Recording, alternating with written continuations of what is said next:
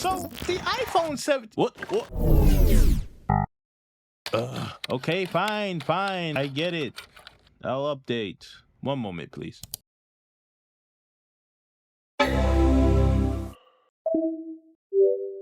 Sup, Brian? That's better. I've been following the iPhone 17 line for a while, and to be honest, I wasn't that interested. Like, what could they possibly do to this phone that would make me finally upgrade to an iPhone with USB-C? I mean, there's no way they could. We're introducing 4 new models, each designed to serve the unique needs of our users.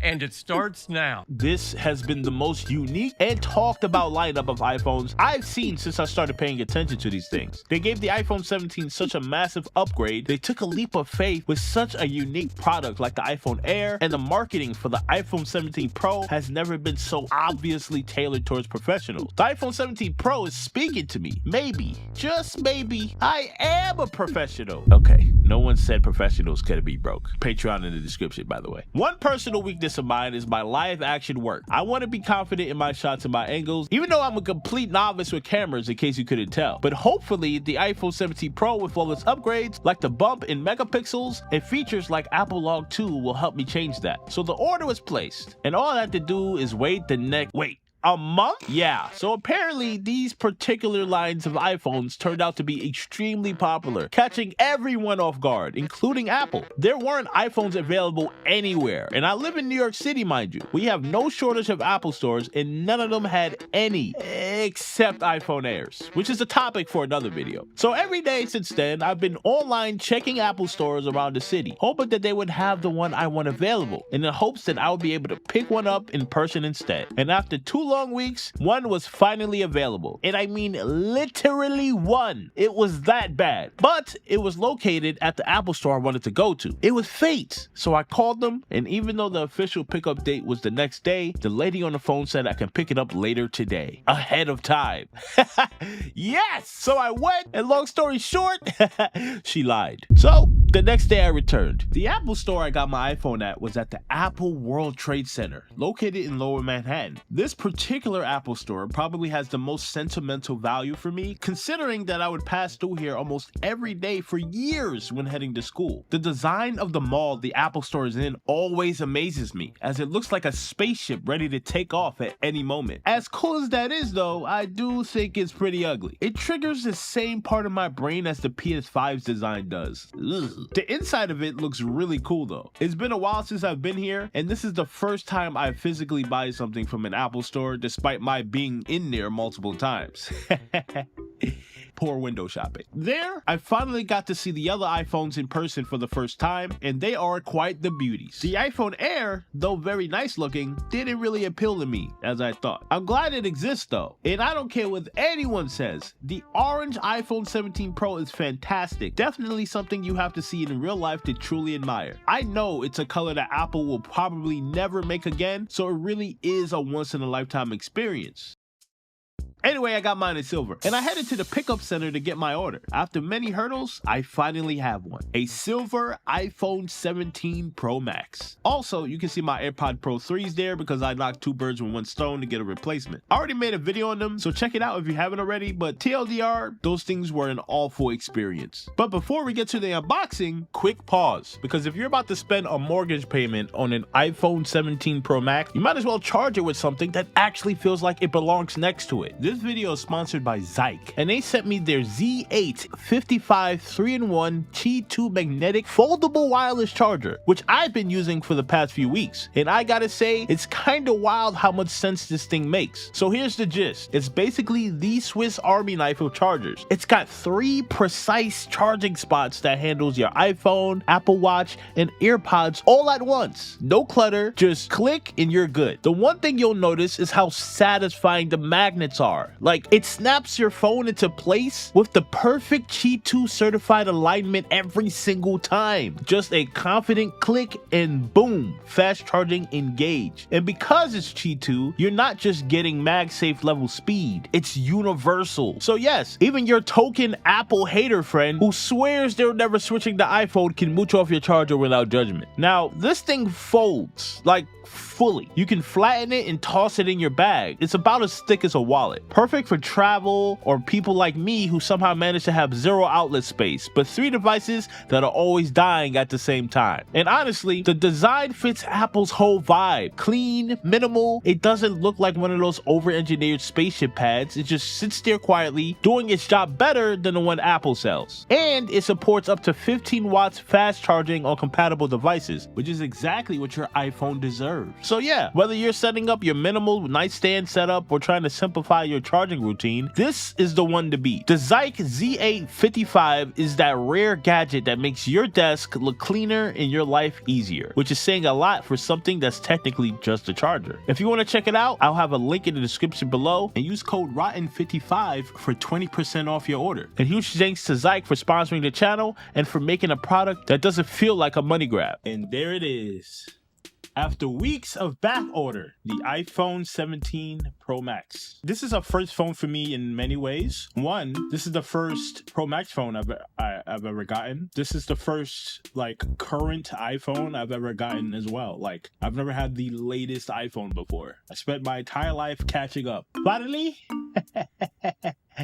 I'm on the same lap as everybody else. It won't last though, because I will not be buying this every year. I may make tech videos, but I'm not that kind of guy. I expect this to last me for several years. At least until I see what the iPhone 20 is all about, you know? But I digress. I got the silver one because it's the safest one, and I like silver. I don't know, I'm on a silver vibe right now. I almost got the orange, I did. But I was like, you know what? I'm gonna go silver. So we're going silver. Okay, enough yapping. Let's rip this. Okay.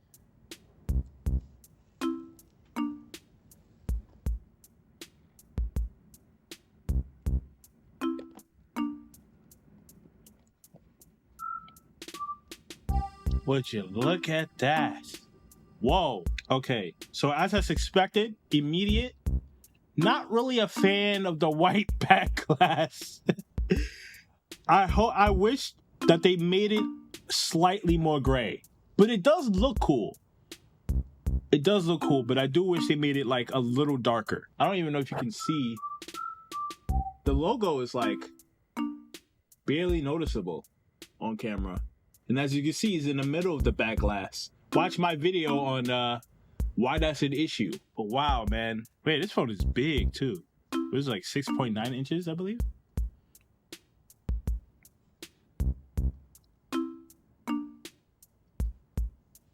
Wow.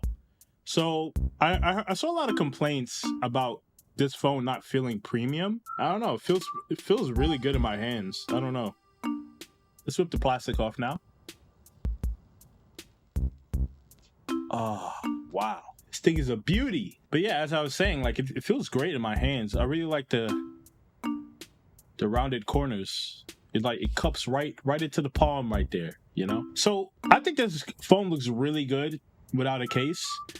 And typically, I don't like putting cases on my iPhones because, I mean, you're ruining it, you know? Like, why get a color if you're just going to cover it up? But there is a compromise. I did get a case for it, and shout out to the case company ArcPulse. They gave me this little thing. It is my case, of course. Wow. Feel your phone. Aerospace grade aluminum. Protection where it matters. Style without compromise. Yes, sir. I'm getting aluminum to protect my aluminum. The packaging is very minimal, very simple, very small, and I think it very much captures the essence of what ArcPulse represents. Shout out ArcPulse for sending this to me. I appreciate it. I'll put their link in the description below. So let's set that up there. And it really is that simple. You just put that on there, and then you put this on the bottom. Holy, that looks so cool. Look at that. It just gives the phone like an extra flair. And for those of you who are wondering, oh, is this case like even enough to protect it? I had an iPhone 14 Pro. Actually, I still have it. I didn't trade it in. I still have it. And hey, black shoes, calm down. But and for those of you wondering, is this case even like worth it Does this case even work? I can tell you this personally. I have the Arc Pulse case for my iPhone 14 Pro. It does the job extremely well. Not one scratch on my phone. So I trust Arc Pulse. They have not let me down, and I highly doubt they'll let me down this time. So now I have my entire phone present, enabled, and have a nice little case on it. This is my compromise, people. Get you one. They're a little expensive, but I feel like it's worth it, personally. And then we have this cable. You would have to get a charging brick that supports at least 40 watts to get fast charging. Thankfully, I do. I have quite a few. But you get a cool little braided cable. Who knows how long we will continue to get these in our phones, am I right? We're probably not going to get a cable next year, all right, guys? I don't want to jinx it or anything, but you know, we have this. I'm unboxing out of order. That's my bad. It's already got smudges on it, but thankfully I have my Apple polishing cloth. Look at that, pristine. The two physical differences between my 14 Pro and the 17 Pro Max. One, I got the camera control that they try to say isn't a button, but I'm pressing it. This is definitely a button. And then we have the action button over here.